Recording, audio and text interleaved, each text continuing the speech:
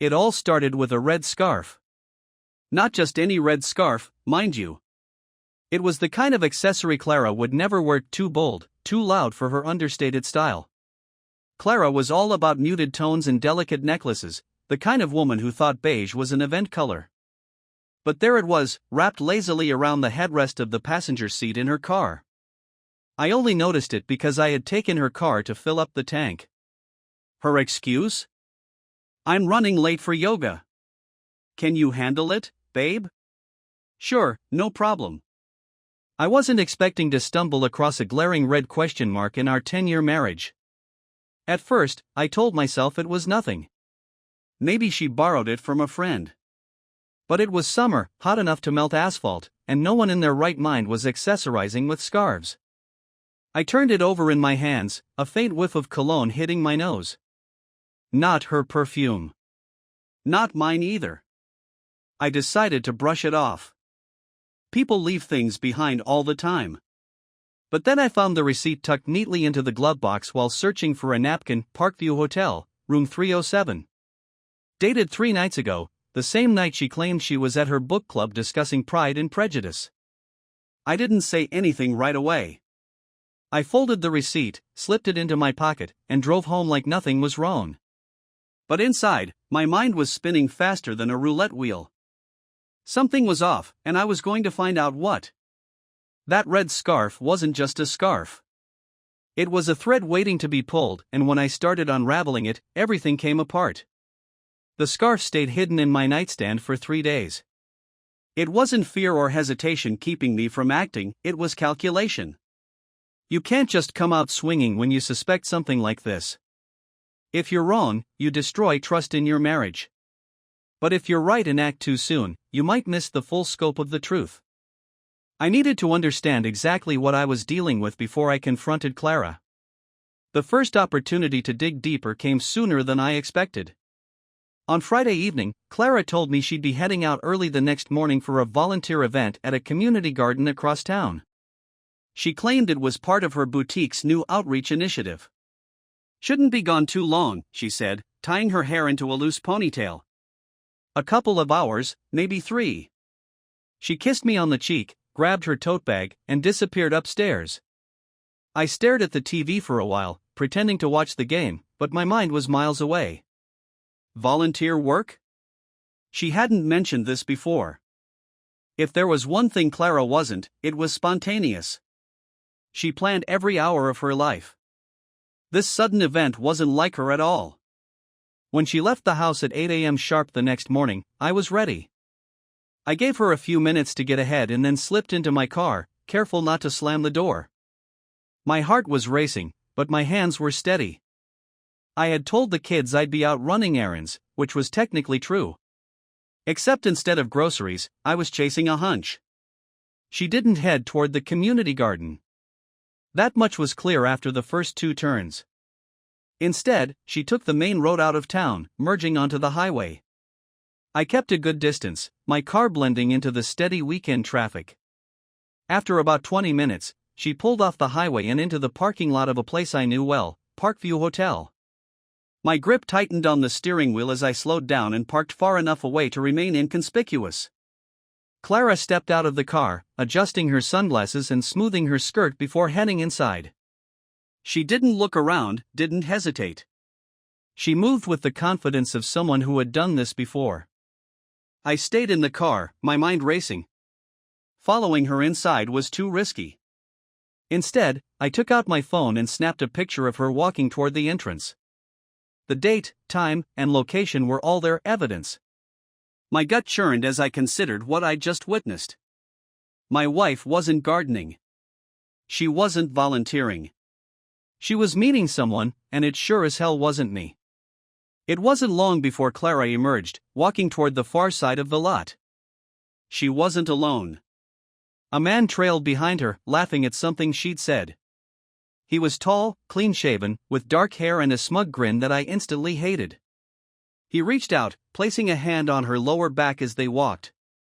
I took another picture, my hand trembling now. They stopped at a black sedan. The man opened the passenger door for her, and she slid inside, laughing again.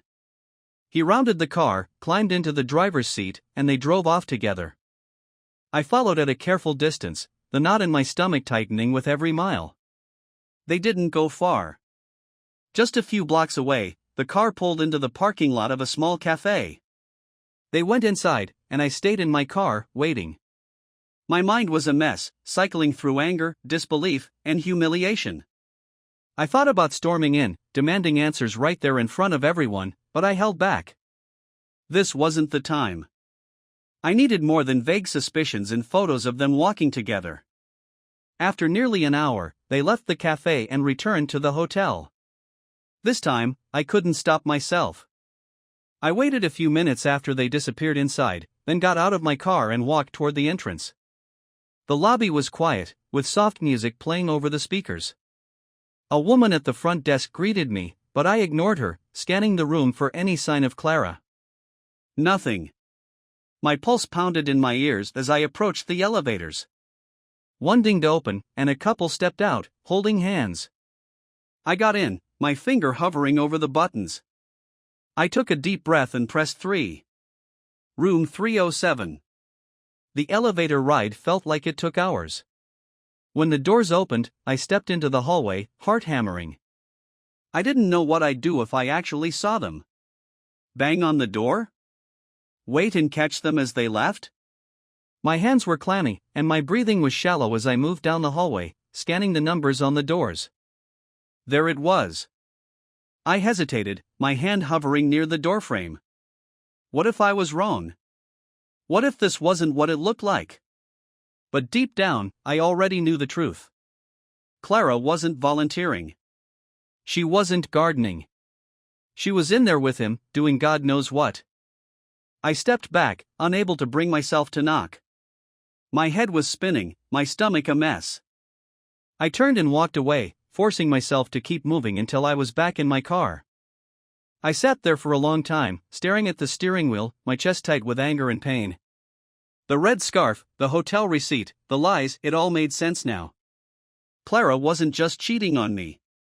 She was doing it boldly, right under my nose, without a shred of remorse. But she wasn't the only one who could play this game. If she thought she could humiliate me and get away with it, she was dead wrong. I wasn't going to confront her yet, not until I had all the proof I needed to destroy her little fantasy.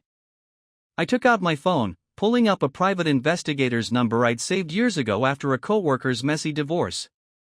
It was time to take this to the next level. The moment I decided to confront Clara was cold and calculated. I wasn't going to shout in the heat of the moment or accuse her without evidence. That would give her too much power to play the victim. No, I needed her cornered, exposed, with no way to twist the narrative. The private investigator worked faster than I anticipated. In less than a week, I had a file thicker than I'd expected. Photos, timestamps, and even a few videos of Clara and the man, Logan Hart. The report called him, together at various locations. Parkview Hotel wasn't their only meeting spot. There were dinners, late-night walks, and even a couple of daytime trips to a nearby park where they sat close, talking and laughing like teenagers. The report also revealed Logan's background: divorced, no kids, mid-40s, and a sales consultant. He wasn't anyone special, but Clara's behavior suggested she thought he was. Reading the file, I felt the rage bubbling just below the surface. This was the woman I'd built my life with, the mother of my children, sneaking around for cheap thrills with some nobody. But I kept my emotions in check. I had a plan. I waited until a quiet Sunday afternoon when the kids were at my parents' house for the weekend. Clara was in the kitchen, sorting through groceries she'd picked up earlier. She looked every bit the picture of a devoted wife, casual jeans, hair tied back, humming softly to herself. The contrast between this facade and what I knew made my stomach churn. "Clara," I said, stepping into the kitchen. My voice was steady, calm. She turned, smiling. "Hey, hon, what's up? Sit down." I gestured to the dining table, my tone leaving no room for argument. The smile faded from her face, replaced by confusion. "What's going on?" she asked, setting down a bag of apples. "Sit down." She hesitated but complied, pulling out a chair. I remained standing, placing the file on the table in front of her. "What's this?" she asked, her eyes darting between the folder and my face. "Open it." She reached for the file slowly, her movements tense. When she flipped it open, her expression shifted almost immediately. The first page was a photo of her and Logan entering the Parkview Hotel. The date and time were stamped in the corner. Her mouth opened slightly, but no words came out. She turned the page, another photo, this time of them sitting on a park bench, her head resting on his shoulder. The next page showed a receipt for a dinner they'd shared at a restaurant across town. "Care to explain?" I asked, my voice ice cold. Clara shut the file abruptly, her face pale. "Liam, it's not." "Don't," I cut her off, slamming my hand on the table. "Don't even try to lie to me." She flinched but quickly recovered, her expression hardening. "It's not what it looks like." I laughed bitterly. "Oh, really? So you're going to tell me this isn't you sneaking around with some guy named Logan?" Her eyes flickered with panic. "He's just a friend." "A friend?" I repeated, my voice rising. "A friend you meet in hotels? A friend you spend hours with when you're supposed to be volunteering? A friend whose hand you can't seem to keep off your back?" She stood abruptly, her chair scraping against the floor. "You've been spying on me? Don't you dare try to turn this on me," I snapped. "You lied to me. To our kids. To everyone. And you've been doing it for months." Clara's face flushed with anger. "Liam, you don't understand." "Then make me understand," I shouted, slamming my fist on the table. "Explain to me why you thought it was okay to throw away our marriage for some loser." Tears welled in her eyes, but I wasn't moved. She hesitated, her hands trembling as she gripped the back of the chair. "It wasn't supposed to happen," she said finally, her voice barely above a whisper. "Not good enough," I said, folding my arms. "Start talking. Now." She took a shaky breath, avoiding my gaze. "I met him at a client meeting. We started talking, he understood things I felt like you didn't." I barked out a humorless laugh. "Right. Because God forbid you talk to your husband instead of jumping into bed with some random guy." "I didn't jump into bed with him," she snapped, her voice rising. "It wasn't like that." "Oh, so it's just emotional infidelity?" I shot back. "Congratulations, Clara. That's so much better." She glared at me, the tears spilling over now. "You don't know what it's like, Liam. You're always so busy with work, the kids, everything else." I felt invisible. "Invisible?" I repeated, my voice dripping with disbelief. "Are you seriously blaming me for your cheating?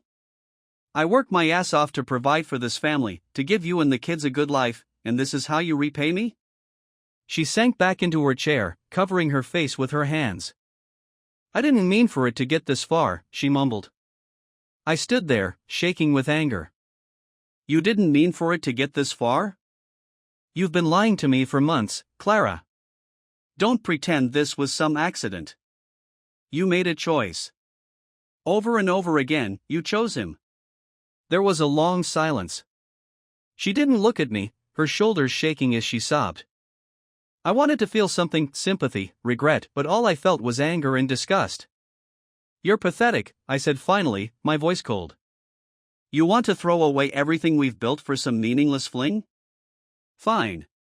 But don't expect me to stand by and let you ruin this family without consequences." She looked up at me, her face streaked with tears. "What are you going to do?" "You'll find out soon enough," I said, turning to leave. As I walked out of the kitchen, I heard her start to cry harder. But I didn't stop. I wasn't done with her yet, not by a long shot. When I left Clara sobbing at the kitchen table, I wasn't entirely sure what my next move would be. But as I sat in my car, staring blankly at the steering wheel, the answer became crystal clear: I wasn't going to let her walk away from this unscathed. She had wrecked our marriage, and now it was time for me to wreck her carefully constructed facade. The first thing I did was call my lawyer. Not just any lawyer, the best divorce attorney in the state, someone known for tearing apart their opponent's case piece by piece. Clara wanted to destroy our life for her little fantasy? Fine. She could have the fantasy, but she wasn't going to take me down with her. That same night, I started gathering everything I needed. I combed through our joint bank accounts and credit card statements, flagging every suspicious transaction. Dinners at high-end restaurants, unexplained withdrawals, even a charge for a spa day she'd taken while claiming she was too busy to join a family outing.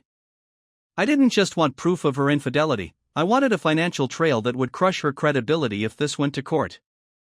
The private investigator's report was my ace. It had everything: pictures, receipts, detailed timelines. But I wasn't going to keep it in the shadows. No, Clara's carefully curated world needed to implode in the most public way possible. The first phase of my plan began with our friends. Clara and I had a tight-knit social circle, couples we'd been close to for years. Every summer, we'd host a barbecue at our house, the unofficial kickoff to the season. This year, I decided it would be Clara's last. I made the invitations digital, easy to track and forward. I sent them out to everyone: our friends, her co-workers, even a few family members. I worded it innocuously enough, looking forward to catching up and sharing some news. What the invite didn't say was that I planned to air her dirty laundry for everyone to see. On the day of the barbecue, Clara was none the wiser. She spent the morning prepping snacks and arranging patio furniture, completely oblivious to what was coming. I watched her bustle around the kitchen, part of me still amazed at how normal she could act after everything. By the time the guests arrived, the backyard was buzzing with conversation and laughter. Clara worked the crowd like a pro, smiling and chatting as if she hadn't betrayed me. I let her enjoy it for a while.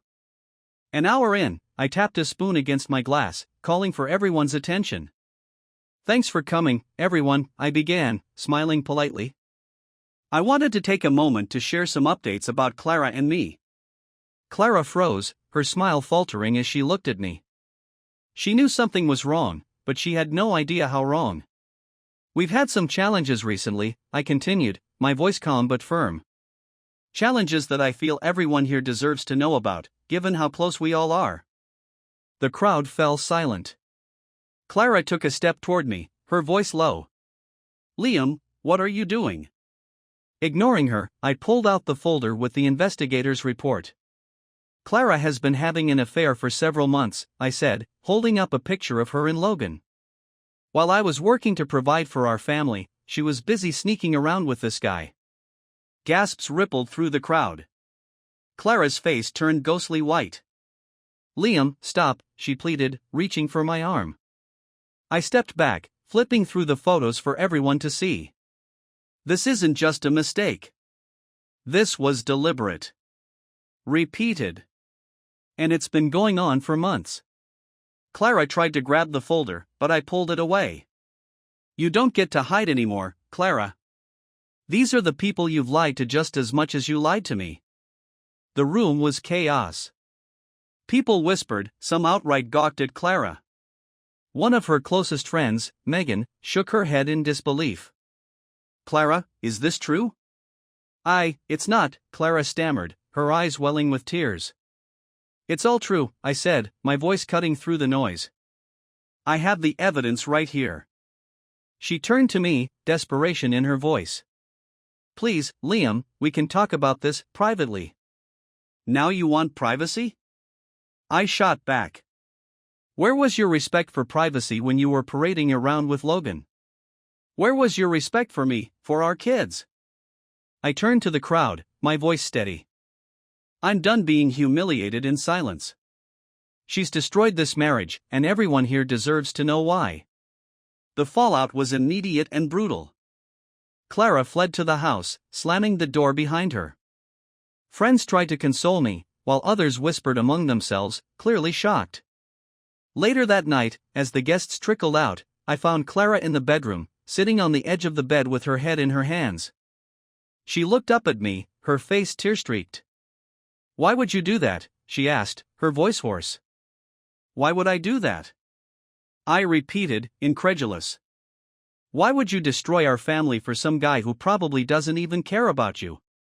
Don't play the victim here, Clara." You did this. She didn't respond, just stared at the floor. This is just the beginning, I said coldly. Tomorrow, I'm meeting with my lawyer to finalize the divorce papers. And believe me, you're not walking away from this clean.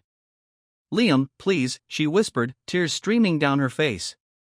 I made a mistake. No, I interrupted. A mistake is forgetting an anniversary or saying something you don't mean in an argument. This was a choice. Over and over again, you chose to betray me. I turned to leave, but paused at the door. One more thing. Don't even think about contacting Logan. The investigator has enough on him to ruin his life too, and I won't hesitate to use it if he tries to interfere. I left the room, her sobs echoing behind me. Revenge wasn't sweet. It wasn't satisfying. But it was necessary. Clara had made her choices, and now she was finally facing the consequences. I waited a full week before speaking to Clara again. It wasn't that I avoided her, I just didn't see the point. Everything between us felt hollow now, the foundation completely destroyed. She tried a few times to talk, pleas, tears, excuses, but I shut her down every time. My focus was on the kids and finalizing the divorce. She didn't deserve my attention, not after what she'd done. That Friday night, after putting Emma and Ben to bed, I sat at the dining table with a cup of coffee, staring at the legal documents spread out before me. The official divorce papers had just come back from my lawyer. All that was left was to hand them to Clara. It was the moment I'd been working toward, but now that it was here, I felt nothing but exhaustion. Clara walked into the room quietly, almost timidly. She wore sweatpants and an old college sweatshirt, her face bare of makeup, her hair pulled back in a messy ponytail.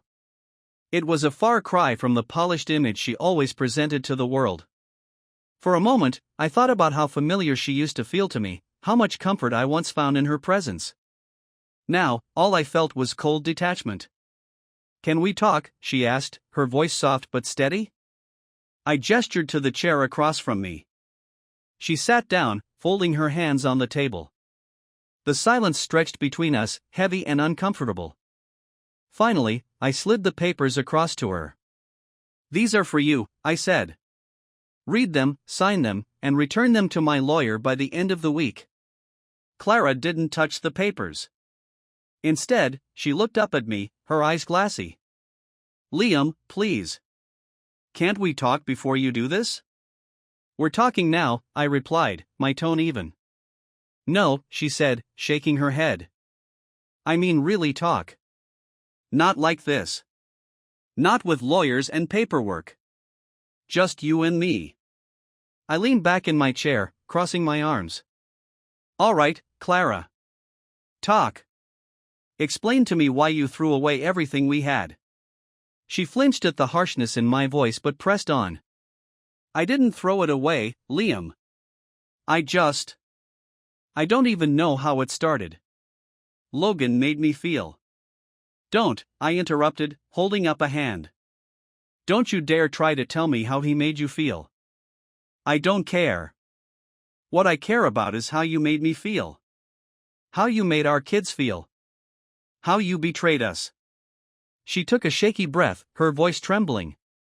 I know I messed up. I know I hurt you, and I hate myself for it. But I was lonely, Liam. You were always so busy with work, with everything else.